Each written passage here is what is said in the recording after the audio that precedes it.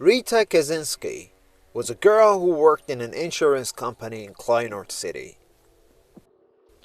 Rita had a quiet and cautious personality. She has never struggled with anyone in her life. One night when Rita was going to bed, someone knocked on her door. When Rita opened the door, she faced a police officer. She got terrified a little bit. The police officer said, "Hello ma'am, sorry for coming this late, but there are a couple of questions that we need you to answer." That made Rita scared even more. She said, "You're making me nervous. Can you tell me what's wrong?" The officer said, "Well, today we arrested 4 people for kidnapping and murder. They used to take people and kill them in the countryside and steal their hearts." Rita was confused and asked, "Oh, that's so sad. But what is it supposed to mean? Why are you telling this to me?" The officer replied, "Those murders happened from a list.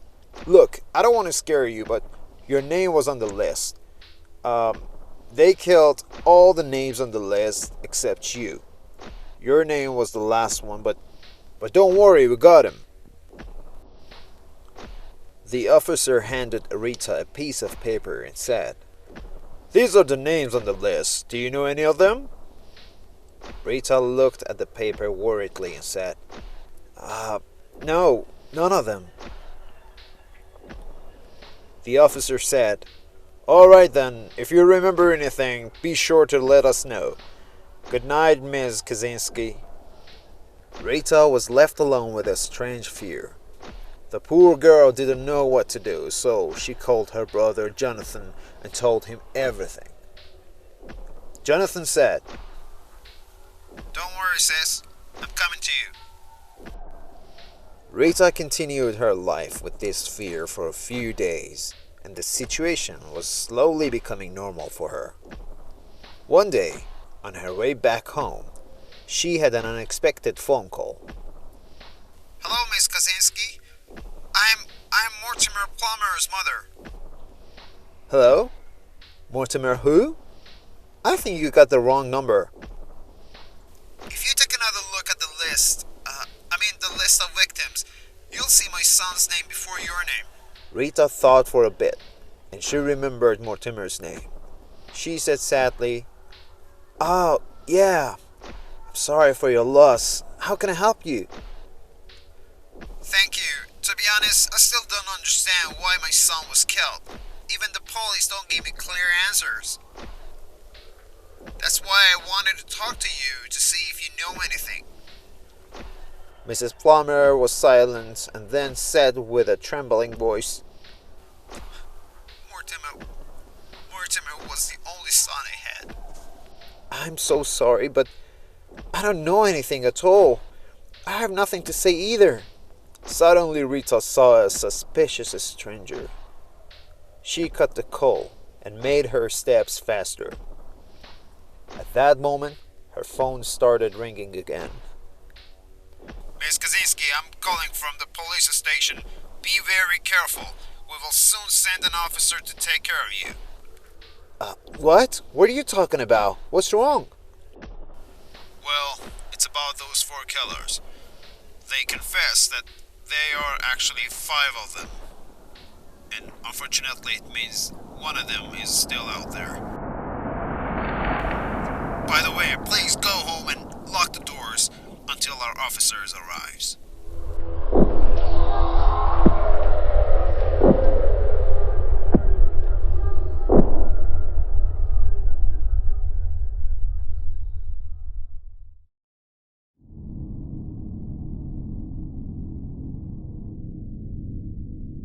After the police asked Rita to get herself somewhere safe, she ran home without looking back. Once she arrived, she locked the doors and turned all the lights on. An hour later, the police called her and said, "Miss Kazinsky, everything around your house is under control. somebody, anybody wants to visit you, be sure to let us know in advance. Oh, thank you so much. Only my brother. Yeah, only my brother Jonathan is coming to my house. Rita was tired, so she decided to take a shower. Meanwhile, a stranger was standing at her door. The stranger was about to open the door with a key. But then someone shouted, "Stop! Stop! Don't move!" The stranger said, "Hey, relax, relax. I'm Jonathan Kazinsky. I'm Rita's brother." The police officer said, "Oh, please accept my apology, Mr. Kazinsky. I didn't recognize you." No, there's no need to apologize. Thank you for taking care of my sister." Jonathan got inside, and the police officer decided to look around Rita's house. A few minutes later, when the officer returned to the house, he saw someone trying to open Rita's house door. Quickly, he took out his gun and put it on the stranger's head. He said, "Don't do anything stupid. Just tell me who you are and why were you trying to get in the house?" The stranger, who was scared, said, Okay, don't rush. My name is Jonathan Kazinsky. I'm Rita Kazinsky's brother." The officer was surprised and said, "Give me your ID card." The stranger gave him his ID card. The officer looked at it and he got shocked when he saw Jonathan's name. Holy mother of God, so who the hell was that guy? The officer broke into the house quickly. He saw the first guy standing in the living room. The officer pointed his gun at the man and said, "Hands up and don't move a muscle." The man was afraid and raised his hands. "Who are you? What did you do with Rita? Where is she now?" The man, who was scared, remained silent. At that moment, Rita showed up and said, "What's going on here? What are you doing, officer?" The officer asked, "Miss Kazinsky, are you okay? Do you know this man?" Rita answered, "Of course I do. He's Jonathan, my brother." The officer got confused and said, So who's the guy out there claiming to be Jonathan Kazinsky?" They all got scared and went to see the guy. But when they got to the door, the man had gone. There was only a note on the ground. The officer took the note and read it. "My dear Rita, soon I'll bring you back to where you belong, and nothing can stop me. My dear, soon I'll bring you back to where you belong."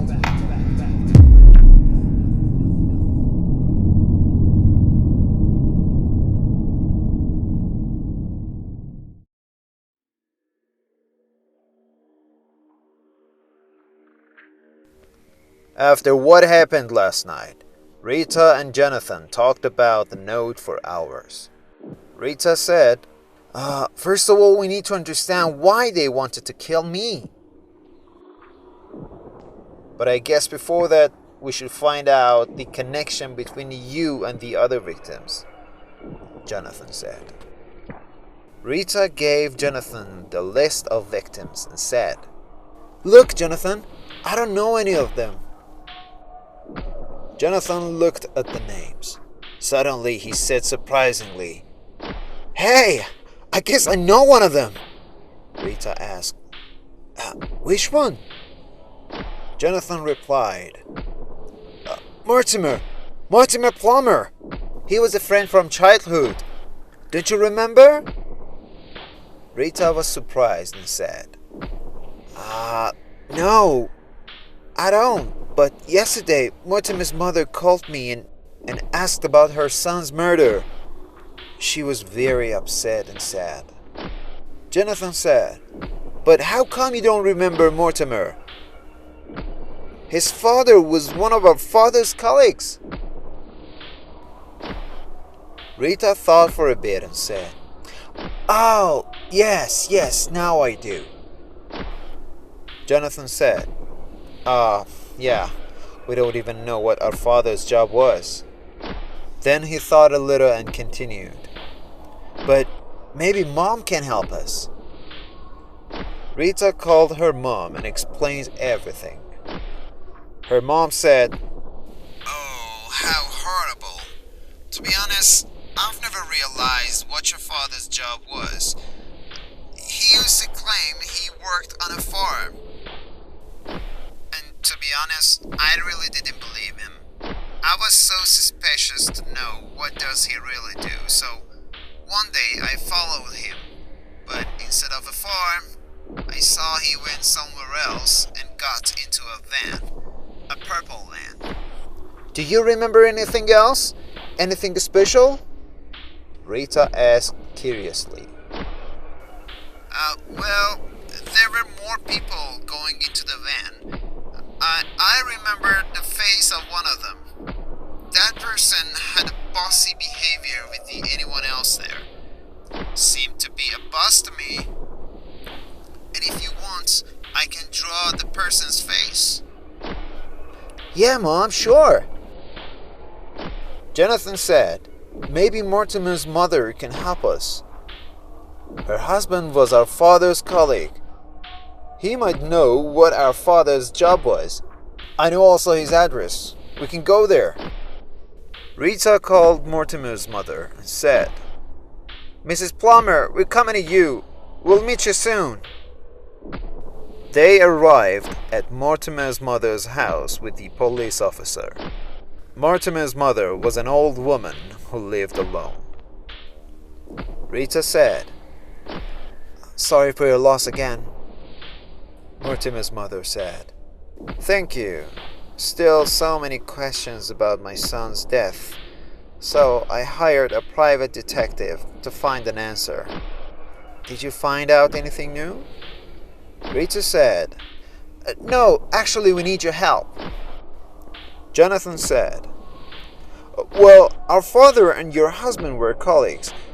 I know it sounds weird, but we have no idea what our father's job was. You know?"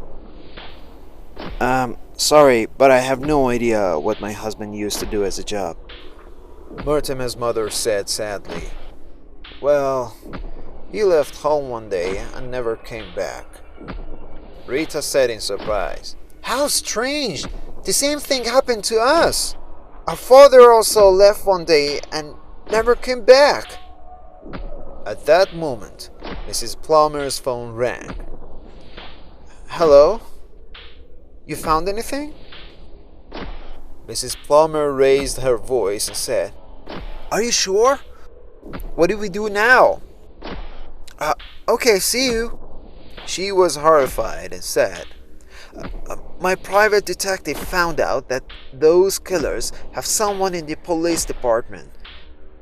Probably the officer who's taking care of Rita is one of them, and he's waiting for an opportunity to steal her." Rita said, No, I can't believe it. It can't be." Rita and Jonathan went to the window and looked out. They saw the police officer talking to a man who was familiar to Rita. Rita remembered the man and shouted, "Oh my gosh, I know that man! He's the same stranger who was following me yesterday."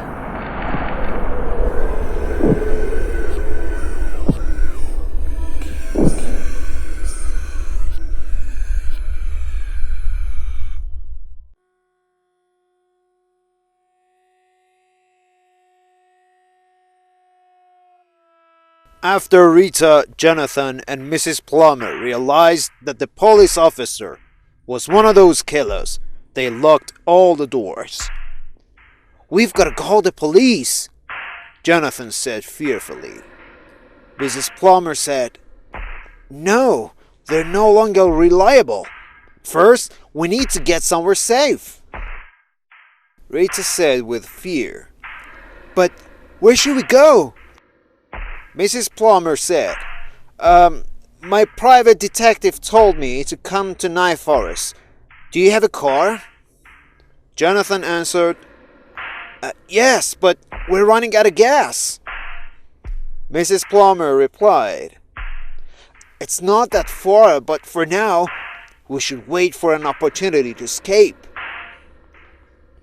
An hour later, when the police officer was a bit away, they quickly got into the car and drove towards Knife Forest. Rita, who was scared, asked, Mrs. Plummer, why are we going to your private detective? Mrs. Plummer answered angrily, I don't know, you silly girl. You've got a better idea? Rita remained silent. Suddenly, Jonathan screamed in panic, Look! He's following us! When Rita and Mrs. Plummer looked back, they saw the police officer chasing them. Go faster! Go faster, please! Said Mrs. Plummer, who was terrified. As Jonathan sped up, the police officer sped up as well. When they reached Half Moon Lake, Rita asked, How much gas is left? Jonathan said sadly, shit, we're almost out of it. Mrs. Plummer said, You don't have to be worried. In a few minutes, we will reach a restaurant on the way. We're safe there. And at that moment, Rita received a message. While looking at her phone, she said, Mom sent a message. I think she drew the face. Jonathan said, I bet that guy looks like this goddamn cop. Mrs. Plummer asked, What are you guys talking about? Jonathan answered, Our mother has seen the face of our father's boss. She was supposed to draw the face and send it to us. Rita said, God damn it, the signal is weak here. They saw Mrs. Stasher's restaurant in the distance. Mrs. Plummer said, Stop at the restaurant, lock the doors, and no one gets out. The police officer was hooking behind them, and that made them all stressed out. Finally, they reached the restaurant and parked behind a red car. The police officer also stopped a little away from them. Jonathan said, What should we do now? The police officer got out and pointed his gun at them. At that moment, Mrs. Plummer took out a whistle and blew it 3 times. Rita, who still had her cell phone in her hand, said, Finally! I've got Mom's message! The police officer came to their car and shouted, Get out of the car and put your hands on it! Don't make me shoot you! Rita said to Jonathan with a trembling voice while she was staring at the drawing that her mom sent. Jonathan, did Mom say anything about whether that person was a man or a woman? Jonathan said, No. Why? What's wrong? Rita could no longer move. Jonathan grabbed the phone and looked at their mother's drawing. It was Mrs. Plummer's face. At that moment, someone hit the police officer from behind, and he fainted. Rita and Jonathan were shocked, and there was a deadly silence in the car. But then, Mrs. Plummer said, with a devil's smile on her face, You're safe now, my darlings. No one can hurt you anymore.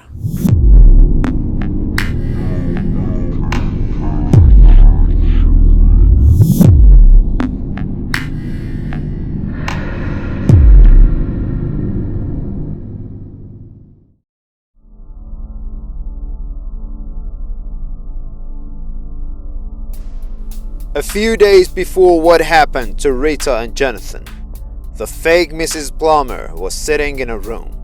Then the stranger entered with a young boy.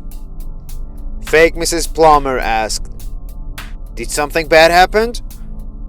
The man answered sadly, Unfortunately, the police arrested the boys. Only Paul could escape." Fake Mrs. Plummer asked, "How many people are left from the list?" The man paused a little and answered, "Only one. Yeah, only one of them remained." The old woman asked, "Rita?" The man answered, "Yeah, but don't worry, we will get her soon." The old woman said, "You know you'll ruin all our plans if you don't make it, don't you?" Then she continued, "Keep an eye on Rita and steal her at the right opportunity."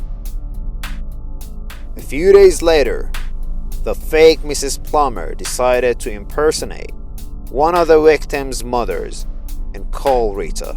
She knew that the Plummer family used to be neighbors of the Kazinsky family. So she called Rita and said, "Hello, Miss Kazinsky. I'm Mortimer Plummer's mother." Mortimer was the only son I had. "I'm so sorry, but I don't know anything at all. I have nothing to say either." Noticing the stranger, Rita hung up and ran home.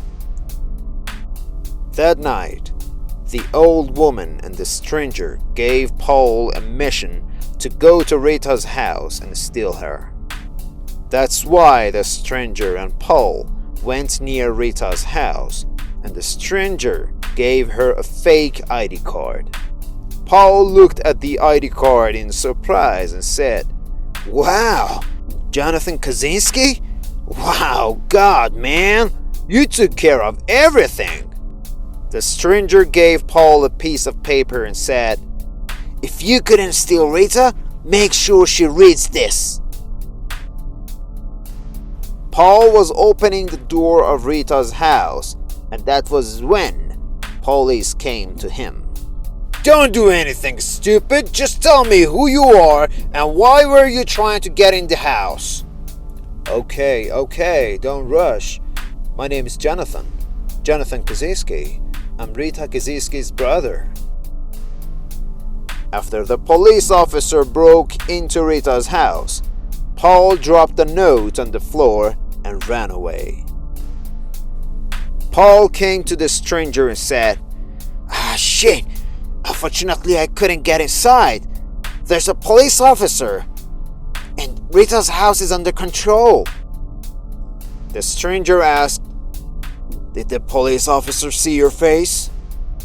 Paul answered, Yeah. So what? What's wrong?" The stranger said, "Nothing. Your mission is over here. Go to the red farm and submit yourself tonight." Paul, who was scared, said goodbye to him and walked towards the red farm. He knew that not good things are waiting for him in the red farm.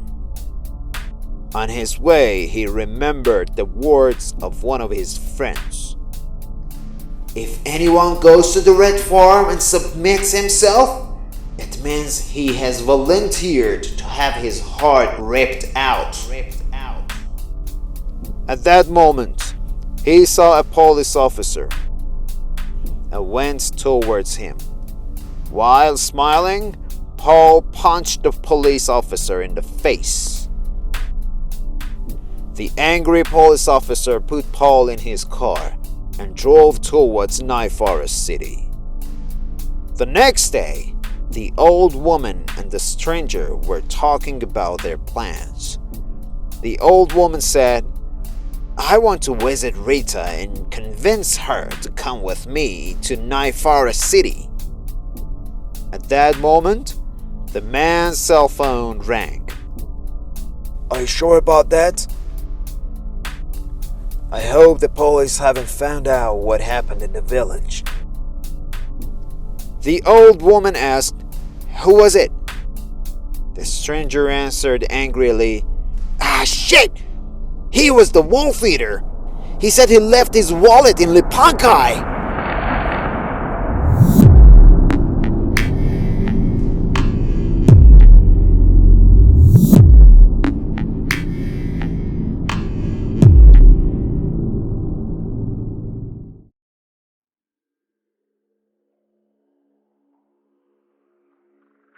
After Paul punched the police officer in his face, he got arrested and taken to the Nye Forest City police station. The next day, Officer Charles Benson came to Paul's cell and said, Look, you were neither drunk or drugged, so what made you do such a thing to a police officer, and why? Paul said nothing. At that moment, Officer Charles Benson received a piece of paper. While he was looking at it, he whispered, Lipankai village. And then he turned to Paul and said, I gotta go now. We'll talk about it later. You'd better have a good reason for what you have done. While Officer Benson was leaving, Paul said, You'll never know what happened in Lipankai village. In Kleinord City, the old woman and the stranger were talking about the wolf eater lost his wallets. The old woman said, I hope the police haven't noticed what happened in Lipankai village. The stranger said, What if the police have already found the wallet? And at that moment, the old woman's phone rang. Mrs. Plummer, we're coming to you. We'll meet you soon. The old woman told the stranger, Rita Kazinsky wants to see Mortimer's mother. The replacement must be done soon. Quickly, they went to the real Mrs. Plummer's house. They knocked her down and put her body in the bathroom. The stranger said, You have to get Rita out of the city somehow, so that the police officer doesn't notice. The old woman said, I already have a plan. Look, give me a call half an hour after they got here. Then go to the police officer and talk to him for a few minutes. The stranger said with a smile on his face, Oh, let me guess. And then I should go to the restaurant and wait for you to bring Rita and Jonathan. Am I right? A few minutes after the stranger left the house, Rita, Jonathan, and the police officer arrived. The stranger, who was watching the police officer from a distance, made a fake phone call to the old woman. Hello? You found anything? Are you sure? What do we do now? Okay, see you. After the call ended, he went to the police officer and said, Hello, officer. This is my first time visiting this city and I'm new here. May I ask you a few questions about Kleinord City? The police officer kindly answered all his questions about Kleinord City. After he was done with the questions, he said goodbye to the police officer and went to the restaurant. Once he got there, he saw a red car parked next to the restaurant. He went to the red car and saw Detective Anwar Kaden laying in the back seat. At this moment, Howard came to him and said, Sir, may I use your phone? I must call the police. The stranger asked, Why? What happened? Howard said, Well, all the people of Lipankai village were killed and the killer is still out there in the village. Please, let me use your phone. An hour later, the stranger was waiting at the restaurant to bring the old woman, Rita, and Jonathan with him. But suddenly, the Wolf Eater came in with the body of Officer Benson. Moments later, the Wolf Eater was sitting in front of the stranger, looking down at the body of Howard, Amber, and Officer Benson laying on the floor. The stranger asked angrily, "Does Detective Amber know who you really are?" "I'm sorry." And at that very moment, 3 whistles were heard, and the man ran out of the room in a hurry. He saw the car that Rita, Jonathan, and the old woman were in. He also saw the police officer pointing his gun at them. He knocked the police officer down and went to the car with a smile on his face.